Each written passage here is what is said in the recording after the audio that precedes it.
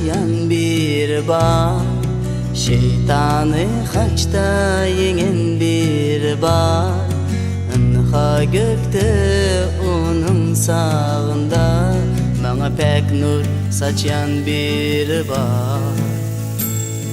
Söymeni öğreden bir bar, pek kızdan dolan bir bar.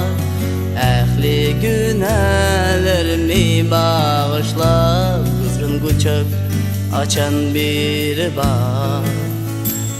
Kızgın kucak açan bir bar.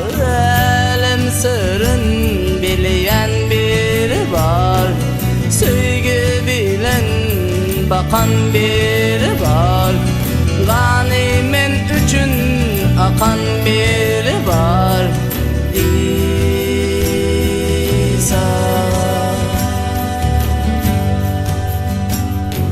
söymesem de söyyen bir bar, mening üçün ölen bir bar. Haça bir güne çüylenen bar, bana köngülü beryen bir bar. Bana köngülü beryen bir bar. Elim sırrın bileyen bir bar, sevgi bilen bakan bir bar. Ganimin üçün akan bir bar. İsa tümlükten yol açyan bir bar, mening üçün ölen bir bar.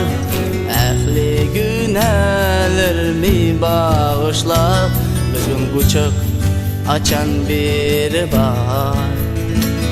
Kızgın kucak açan bir bar.